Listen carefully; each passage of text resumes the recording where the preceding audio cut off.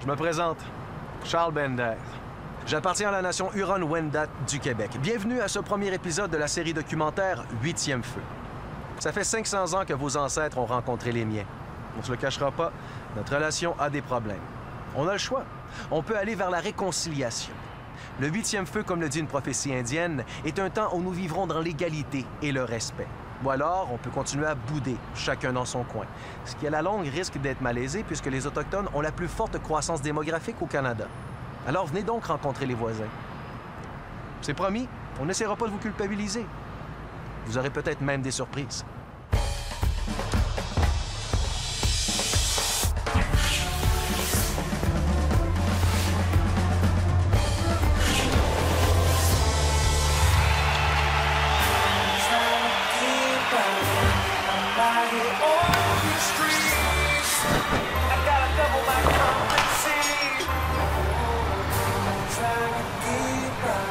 We're kind of invisible almost. Et je pense que c'est l'accumulation de ces petits changements-là qui nous permettent de mesurer jusqu'à quel point on peut avoir un impact dans notre société. La fierté, je pense que c'est quelque chose qui manque beaucoup dans la communauté métisse et autochtone. J'aimerais penser que je suis acceptée. Ça se peut que je le suis pas avec tout le monde, mais je peux pas demander pardon pour qui je suis. Faut dénoncer, faut dire les vraies choses, faut parler de notre histoire, de notre présent et de nos aspirations de demain. C'est vrai, on n'est plus confiné à nos réserves. Moi, je vis en ville et je suis pas seul. Plus de 50 des Autochtones au pays vivent dans les grandes villes. Mais comment peut-on serrer les liens? On se connaît même pas. La moitié des Canadiens des villes ont à peu près aucun contact avec les Autochtones. Et quand ils en ont, c'est souvent négatif. Mais regardez autour de vous. Les villes bourdonnent de notre énergie, de notre créativité. Je pense que le monde a besoin de commencer à questionner les stéréotypes qu'ils ont. Alors, si ils voient quelqu'un sans-abri sur la rue qui est autochtone, de ne pas nécessairement penser que cette personne-là représente tous les Autochtones.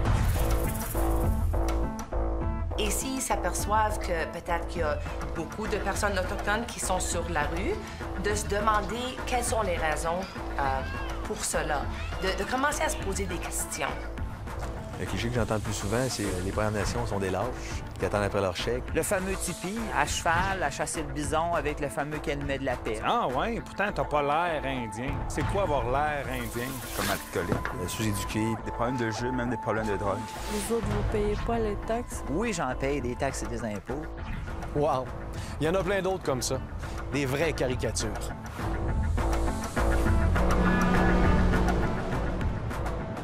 Je dis que je suis un artiste et ils font... Quoi, tu sculptes des totems? Tu peins des bisons?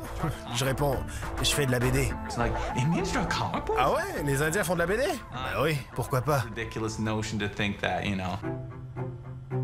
Steve Sanderson est un cri de la Saskatchewan. Il ne dessine pas de bison, mais il a travaillé sur une série d'animation très populaire aux États-Unis et pour des jeux vidéo aussi.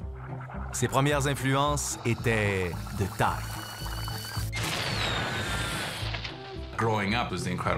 Quand j'étais petit, j'étais fasciné par l'incroyable Hulk. Il y a 1 million de photos de moi avec mon maillot de bain ou mon T-shirt Hulk. J'étais absolument fasciné. Les super-héros ont été ses premières influences. Aujourd'hui, il raconte des histoires de jeunes autochtones. Il parle de suicide, d'adoption, de diabète. Et il s'amuse avec les stéréotypes. Le stéréotype le plus positif, c'est le noble indien, tu vois. L'Indien très cool, très beau, l'air sévère. C'est séduisant, mais réducteur. Ça nous fige dans le temps. C'est pas vraiment nous. Et ça date de 200 ans. Moi, je travaille à l'ordinateur. Je fais de la BD 100% numérique, tu comprends? Je dessine pas au silex.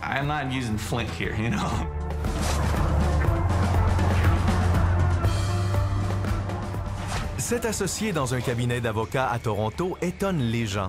Pas parce qu'elle est une femme, parce qu'elle est malécite.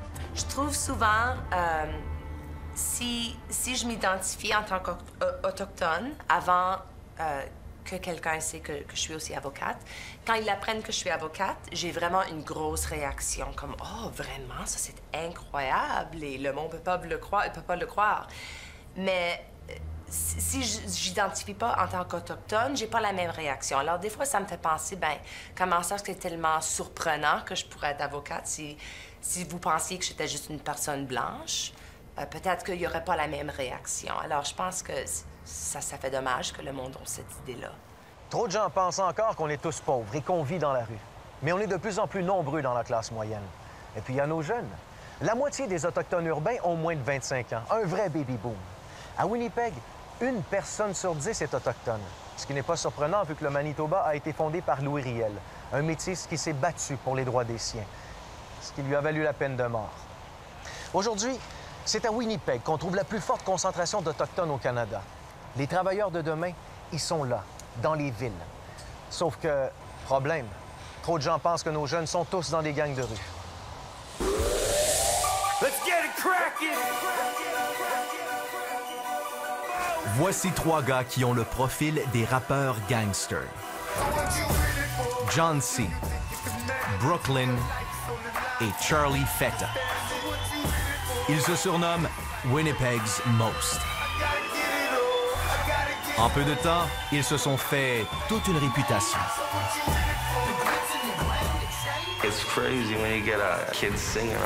C'est fou tous ces jeunes qui connaissent nos chansons. Mais ce qui compte, c'est pas l'argent. Je change les façons de voir. Je touche le cœur des gens.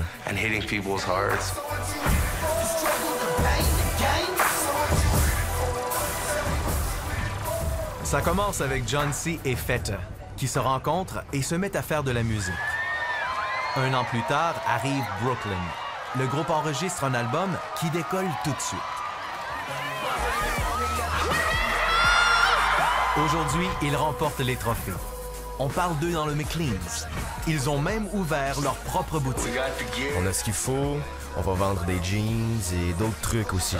Et ils se font littéralement sauter dessus par leurs fans. On changeait d'avion à Calgary. Et là, 2 blancs, au début de la cinquantaine, nous demandent « Hey, vous êtes le Most? Les enfants vous adorent. Ils voulaient une photo de nous, tout de suite. Puis, il en a fait une. On n'en revenait pas. Dans le groupe, la race, on s'en moque.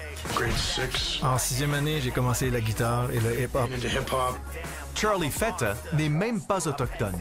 Yeah, Feta's like pink. Feta est rose, pas blanc, rose. Dans le groupe, il n'y a jamais eu de racisme. On n'a jamais pensé à ça.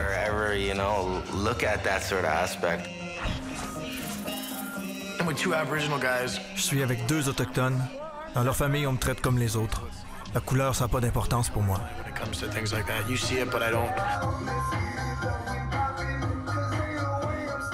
Brooklyn est métis et John C. est de mère Anishinaabe. Ils ont tous les 2 grandi en ville et, comme un autochtone sur 3, ils ont abandonné l'école au secondaire. Winnipeg Nord, c'est vraiment le bas de la côte. Ici, les décrocheurs sont nombreux.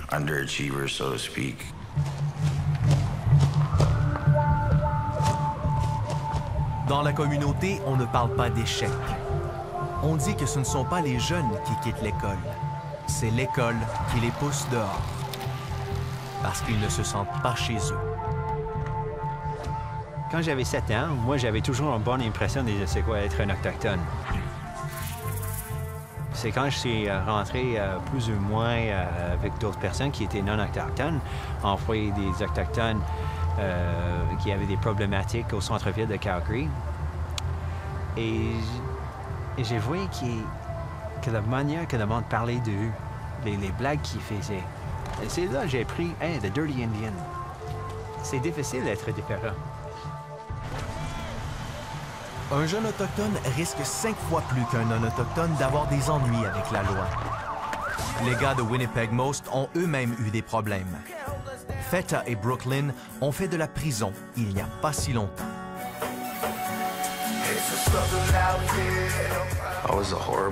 J'étais pitoyable. Je ressentais aucune émotion. J'étais un monstre. On estime que dans 10 ans, il y aura 2 fois plus de personnes dans les gangs autochtones. Pourquoi y a-t-il tellement d'Autochtones dans les gangs? En partie, ça vient du racisme et de la colonisation. Mais c'est aussi qu'en proportion, 2 fois plus de jeunes Autochtones vivent sous le seuil de la pauvreté. Il n'y avait vraiment rien de facile quand j'étais plus jeune. Pour avoir des beaux vêtements, il fallait que je m'arrange. Tu vois ce que je veux dire? Quand j'étais jeune, l'influence dominante, c'était le crime, pas la musique. Le crime. Tu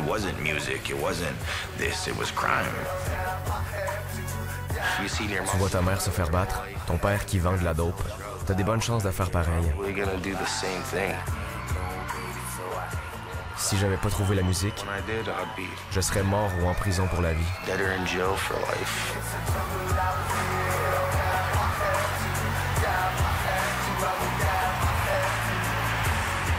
C'est toujours cette pesanteur de monde qui pousse tout le temps. Et c'est pas fort, c'est pas quelque chose, une violence, mais c'est une violence structurelle dans la société. C'est une violence cachée qui est toujours sous la surface, qui le monde pousse.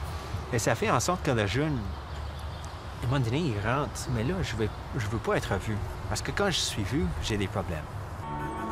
Alors d'où viennent nos problèmes d'identité? Qu'est-ce qui explique que nous sommes plus nombreux à être pauvres, à laisser l'école, à avoir des ennuis avec la loi? Pour comprendre, il faut retourner dans le passé.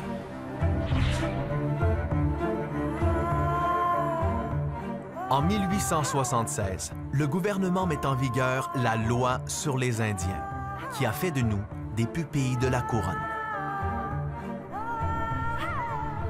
La loi sur les Indiens contrôlait nos vies. Elle bannissait nos langues et nos traditions. On nous a enlevé nos objets de cérémonie et on les a détruits. On ne pouvait pas quitter les réserves sans permis. Pour aller à l'université, il fallait renoncer à notre statut d'Indien. On nous a chassés de nos terres pour nous parquer dans de minuscules réserves contrôlées par des agents du gouvernement. Il ne fallait surtout pas déranger les colons qui prenaient nos terres. On n'a pas cédé, on n'a pas donné, on n'a pas vendu, on nous a pris. Et aujourd'hui, je trouve que les peuples autochtones, on est extrêmement pacifiques. C'est comme si je disais à ma voisine québécoise ici en arrière dans la cour, je prends ta piscine, j'ai chaud cet été, je vais me baigner parce que j'ai chaud. T'en as pas de besoin, t'as pas un mot à dire. Je passerai en cours puis je perdrai parce que je vole. Alors pourquoi on a à être passif par rapport à cette histoire où on nous a dépossédés de notre culture, de nos territoires, de nos valeurs et de nos traditions? Et comme on nous a chassés des villes, la plupart des banlieusards ignorent que leurs maisons de rêve ont été bâties sur nos terres. Tu te promènes par ici et tu dis que les gens ont une belle vie. Mais ce serait mieux s'ils reconnaissaient qu'ils occupent notre territoire. Je parle même pas de nous le rendre. Je veux juste qu'ils admettent ça, qu'ils arrêtent de faire comme si on n'existait pas.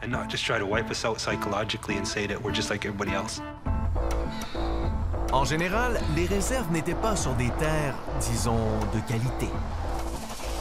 Il était difficile d'en vivre. Beaucoup de gens sont donc partis en ville, en quête d'une meilleure vie. On les a reçus comme des étrangers, même s'ils étaient chez eux.